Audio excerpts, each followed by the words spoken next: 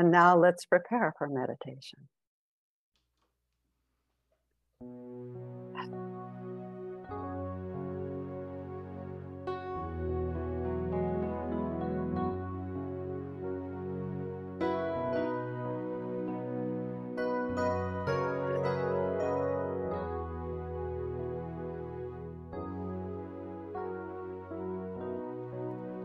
Why have we come to earth?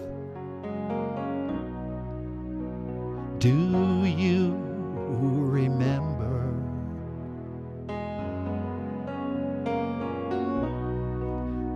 Why have we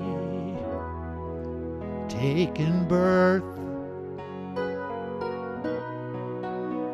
Do you remember to love, to serve and remember to love,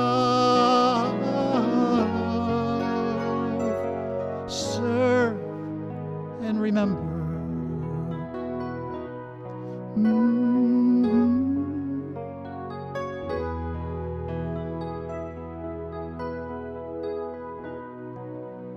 Why have you come to earth?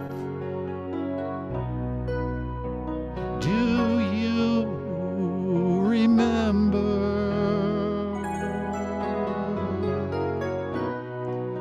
And why have you taken birth? Do you remember to love, to serve and remember to love, serve and remember to love.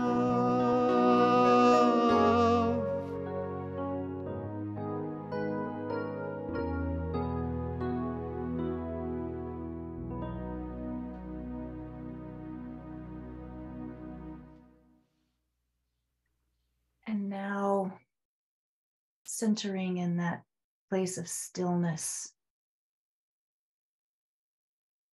we feel the oneness with this planet.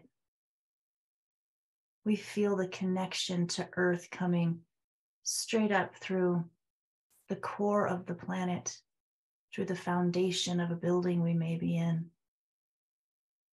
through the flooring right into our bodies, right into our feet. And we feel that oneness like powerful roots going deep into beloved Earth.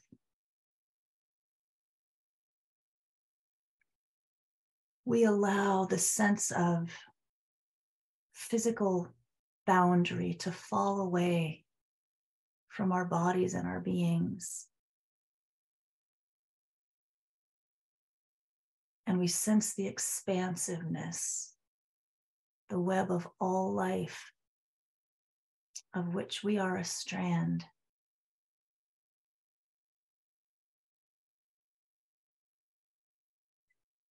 And we do remember the love that we came here to express. We remember that we are powerful spiritual beings here for a reason.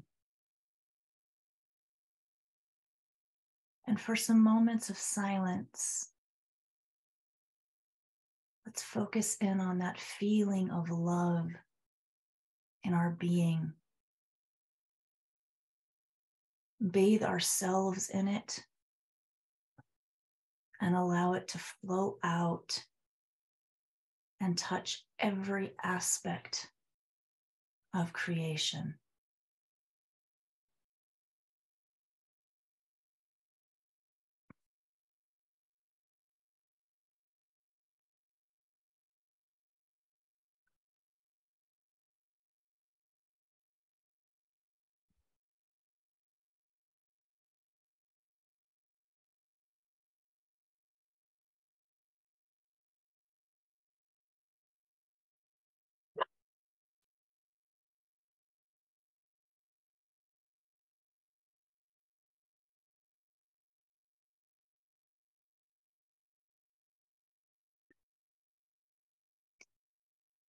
And as we bring our attention back into the space that we are in physically,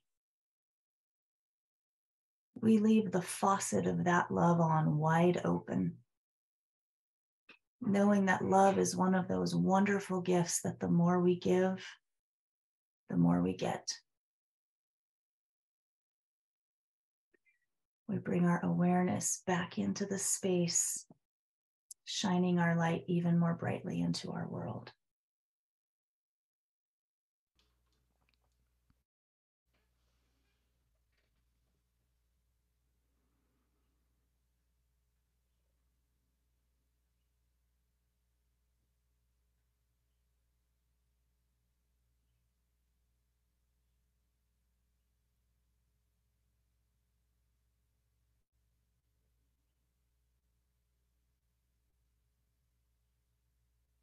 And so it is. Thank you, Cylvia.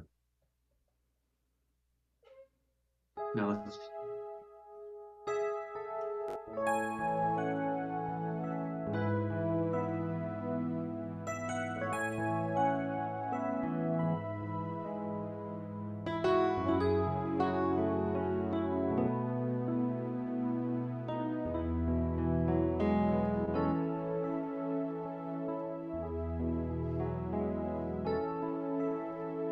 The earth is our mother, just turning around, with her trees in the forest and her roots in the ground.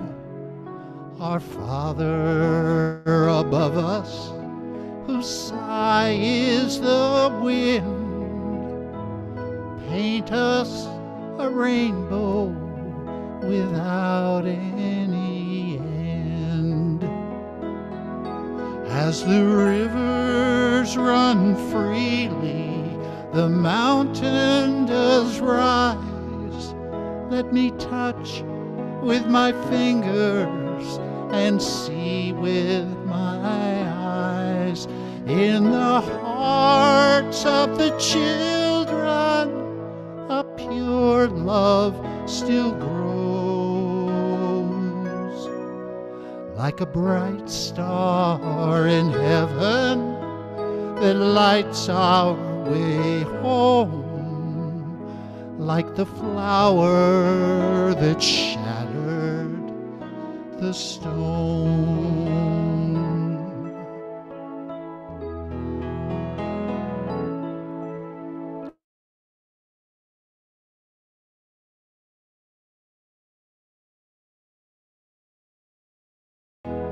In the infinite beauty, we're all joined in one. I reach out before me and I look to the sky. Did I hear someone whisper? Did something pass by? As the rivers run freely, the mountain does rise. Let me touch with my fingers, let me see with my eyes. In the hearts of the children, a pure love still grows, like a bright star in heaven that lights our way home, like the flower that shattered the stone, like a bright star in heaven that lights our way home, like the flower that shattered the stone.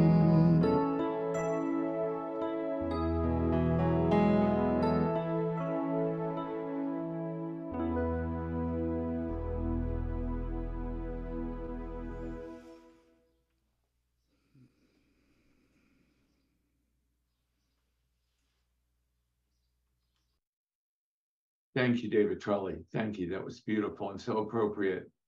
And now it's my joy to introduce the lead of our Earth Care team, to introduce Cylvia. Good morning, David Fleming. Thank you for serving. Good morning, everyone. And I want you to know I'm smiling big time because I recognize that Earth Day isn't just today or this month, it is every day of our lives. That's right. And indeed, for me, it's a privilege to introduce our speaker, Cylvia Hayes. And I've got some tidbits to share with you about that. So beware. Now, as a writer, speaker, teacher, and soon to be ordained minister on May 21st, as I understand it, Cylvia's mission is to help heal separation consciousness so that humanity can develop an ecological mindset and all creation can survive. Right. Cylvia holds a master's degree in environmental studies from Evergreen State College. And I have to put in a plug here. I have personally worked with several graduates of Evergreen, and I can attest to their devotion to Earth Care. She recently launched a publication entitled Transcend. Transcend is for people who want to raise consciousness, economic system change, and a world that's better for all.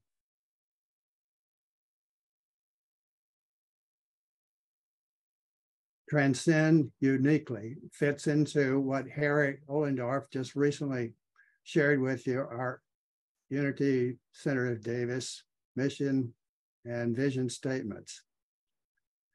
Mm-hmm. We share with her common ground that nature and all creation is sacred, and we have the power and the wherewithal to rethink our systems and redesign civilization for all. Cylvia is aware of the lesson from A Course in Miracles. And now I took this from your webpage, Cylvia. It's a lesson called Correction and Error Thinking. Given today's chaos, we have an abundance of errors and opportunities, both past and present, to put that to work, to correct the errors of that time. Now, on an interesting side note, Cylvia acknowledged that she is an agilic holic. Now, that's a new word for me, agilaholic. Okay. With her beloved dog, Olive, and I understand there are other dogs that are involved in that. She competes in the events, and there are no errors, as I understand on your latest post. That's great. So now, last thing I want to say is that if you haven't already signed up for Cylvia's 2-hour workshop from noon to 2 o'clock today, please do.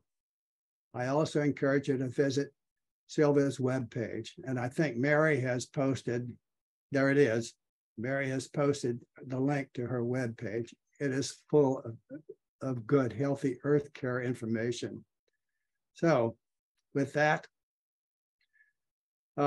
let's move into what I call the now and welcome Cylvia to our community. Welcome, Cylvia. Thank you, guys. Yeah, I mean, I had no idea that this dog agility bug was going to bite so bad. I could literally just show up now and say, hi, I'm Cylvia and I'm an agility-aholic. It would be absolutely true. I think I've been made co-host. I will share just a couple slides and clips as we go along. But to get us started, I want to take us back to 1968. And astronauts Bill Anders, Frank Bowman, and Jim Lowell were on the Apollo 8 spacecraft. And it was the first manned or humaned, first staffed spacecraft to circumnavigate the moon. And Anders noted later that his fellow crew members were sort of ambivalent about him having a camera. It was a pain in the behind to get all the equipment and everything, very limited space. But he stuck with it. And the point really was to get pictures of the moon for science. But then at some point, I'm going to share this with you. They came around. Can you guys see that?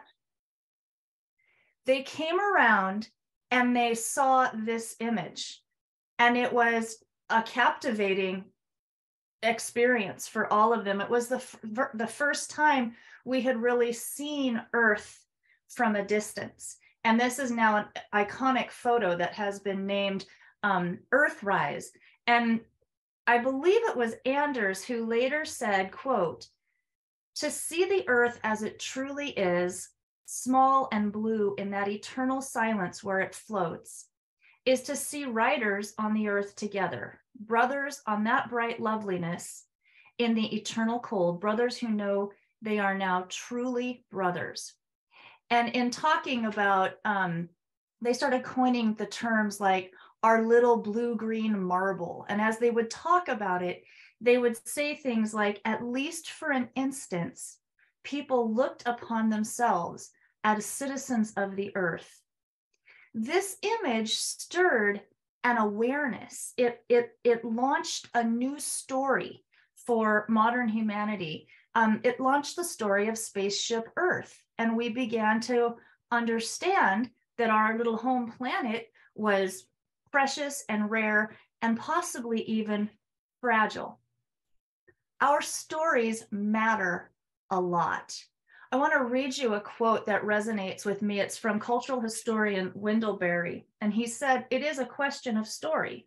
We're in trouble just now because we are in between stories. The old story, the account of how the world came to be and how we fit into it, it sustained us for a long time. We could answer the questions of our children. But now it is no longer functioning properly, and we have not yet learned a new story." And I would shift that just a little bit to say that we haven't yet created the new story, though there are many, many, many of us in this meeting right here who are actively working on doing just exactly that. Our stories matter, right? We are a storytelling species. The stories we tell ourselves, the stories we tell about ourselves, they shape our experience of at least this human part of the journey that we're currently on. One of the most problematic Bible stories for many of us, myself included, is the Christian story, creation story that includes the dominion scripture. Probably many of you are aware of this. It's Genesis chapter 1, 26 and 28. I'm going to read it because it makes a point. "Then God said, let us make humankind in our image according to our likeness, and let them have dominion over the fish of the sea and over the birds of the air and over the cattle and over all the wild animals of the earth and over every creeping thing that creeps upon the earth. So God created man in his image. In the image of God, he created them, male and female, he created them.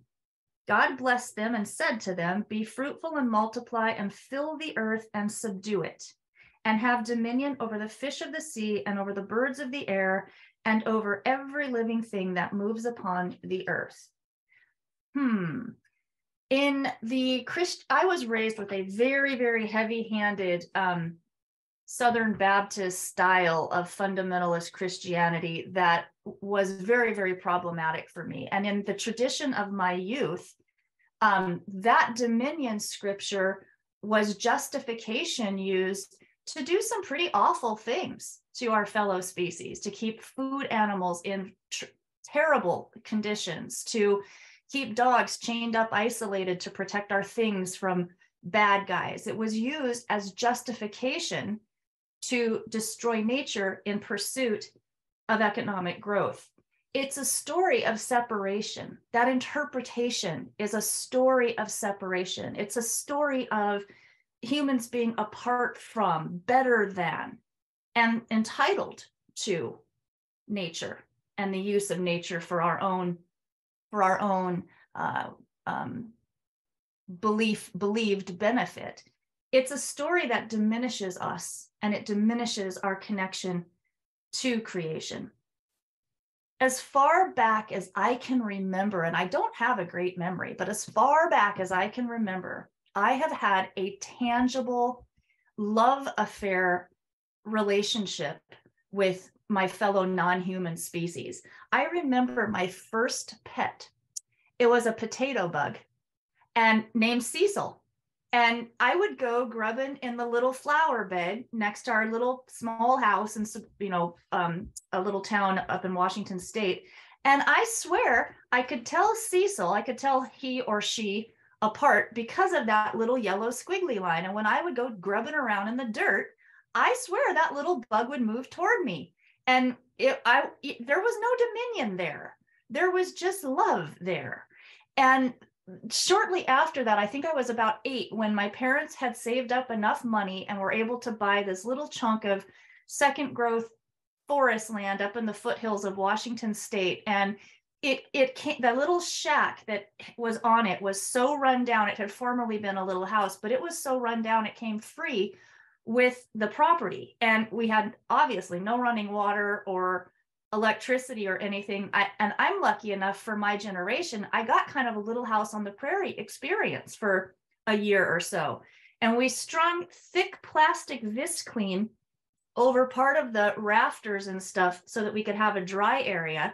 And every 2 weeks, when my parents would get paid, we would make repairs and slowly rebuild that little house. I remember waking up one morning, I was taking a nap, afternoon nap, and I had like this long kind of set, was hot, it was summer. I had this long kind of satin nightgown on, and I woke up and I rolled over and I could feel something, and this little bat had lost his way and he was hanging on to the edge of my nightgown, and I thought that was the coolest thing. And I just kind of scooped him along and took him out and helped him get onto a tree and off of me. That's just the ethic that I was lucky enough to grow up with.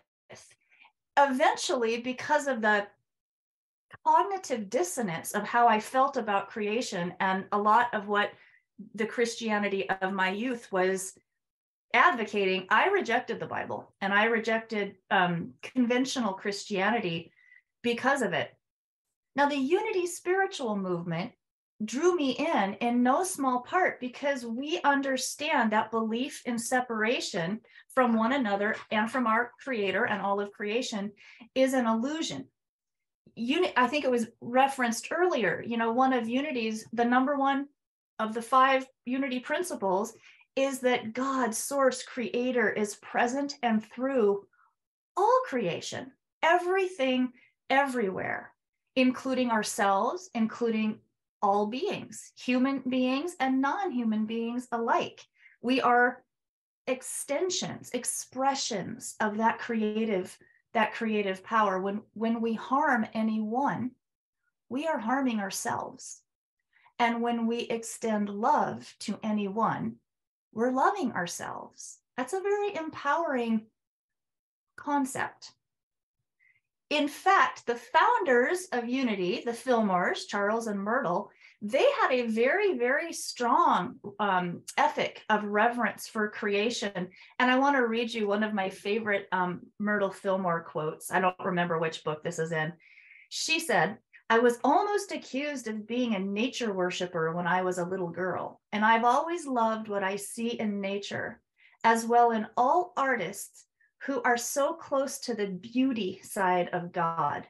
Nature is surely the glorified face of God. See the beauty about you, and you do see the manifestation of the infinite mind." I love that Myrtle's take on that. So it was during one of the things I struggled with early on in this ministerial studies program was we got to take a lot of Bible stuff. And it was just like Bible stuff for me, but over time, it has helped me to really reclaim and reframe the wisdom in those teachings. And my ears literally sharpened to points like a bat myself when I first heard the metaphysical interpretation of the dominion scripture. And Charles Fillmore described dominion as an inner consciousness obtained only through mind discipline that comes when we realize our oneness with Creator and divine mind. He interpreted fish as being ideas of prosperity and abundance, and the animals and birds as our thoughts and feelings.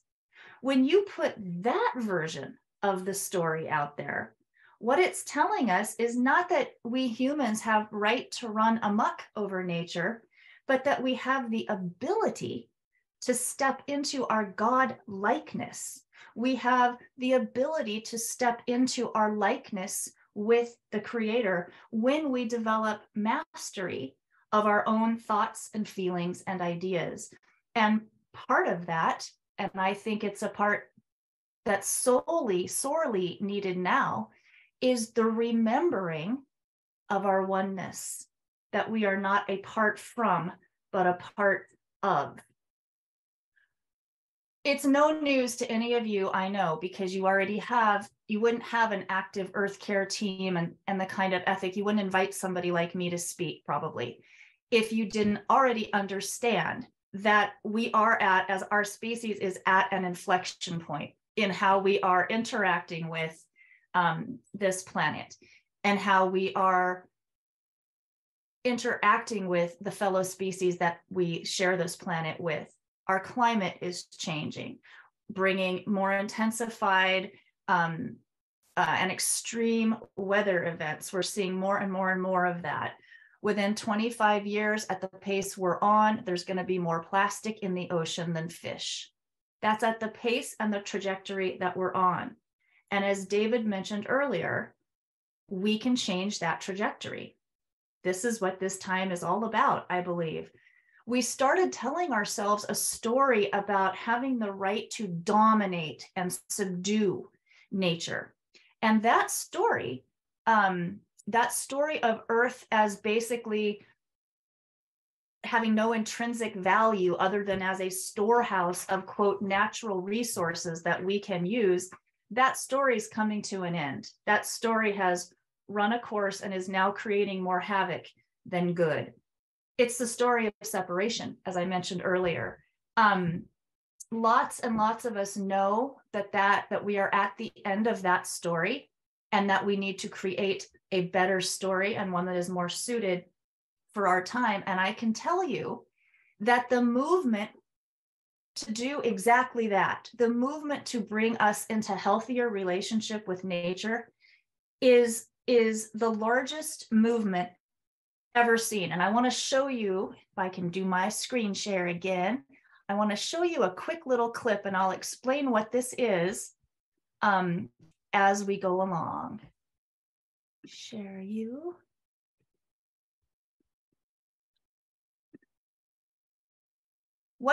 Can you guys hear my voice? Cool. What you're seeing here is the beginning of a list of the names of organizations around the globe that are working on behalf of Mother Earth, that are working to help humanity come into a healthier relationship with the rest of nature. If you were to start watching this scroll at this pace and watch it 24 hours nonstop for 3 days, you would not be close to the end.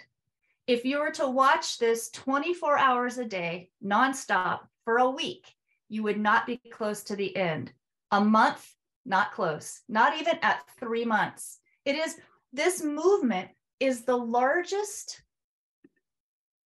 social justice movement, the largest consciousness shift movement in the history of history, certainly in the history of humanity. We're a movement that's working toward creating a new story and a new way of thinking about how we interact with this planet that is our home.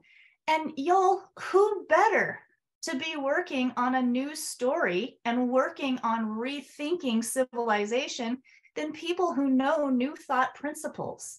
This is why I'm so excited about our unity movement and about new thought, because I think we all have a uniquely powerful role to play, and we have some tools that maybe a lot of the humans who are in the predicament with us don't have.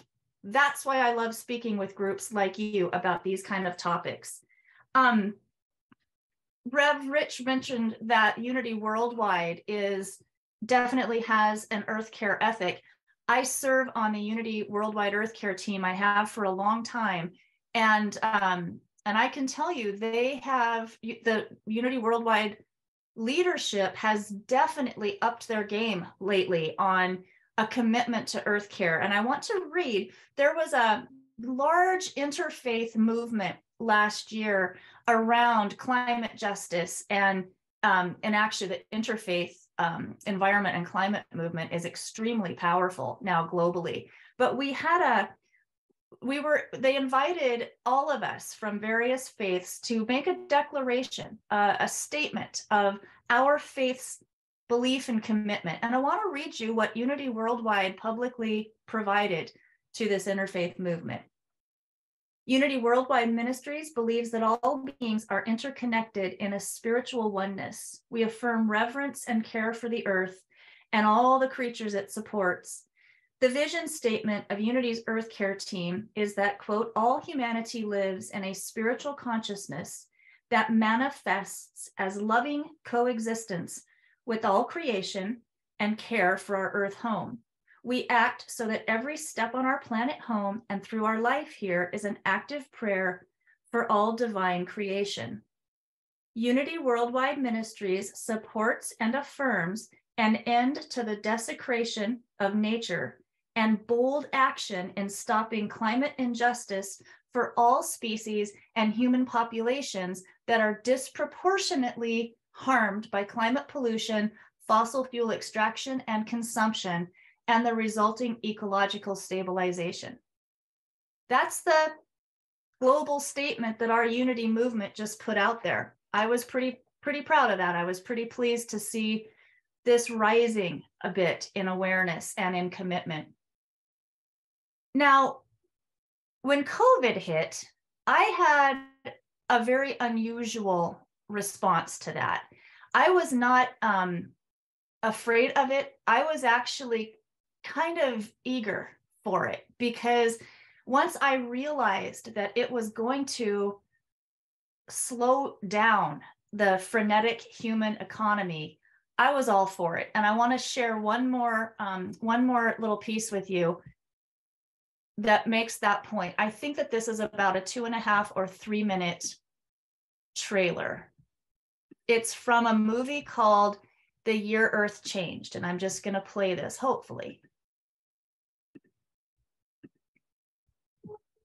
Can you hear it? March 2020. A deadly virus sweeps around the world. Overnight, our lives are put on pause. Today, the WHO declared a pandemic, issuing a stay home, stay safe order, directing all of our residents to quite simply stay at home. But as we stop, remarkable things start to change in the natural world. with the clear skies. For the first time in a lifetime, we can see the Himalayas. With beaches closed to humans, these animals were nesting at a more successful rate than we've ever seen. One vocalizing and then the other. I'd never heard that before. From the start of lockdown across 5 continents, we have recorded a global experiment of epic proportion that has shown us, if we choose, we can transform the health of the planet. For all.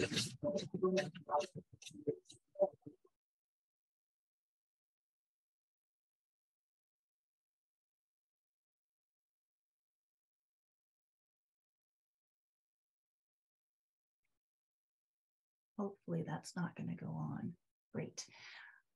I encourage everybody to watch that movie. I think it's about an hour long. I think you can still only get it on Apple TV.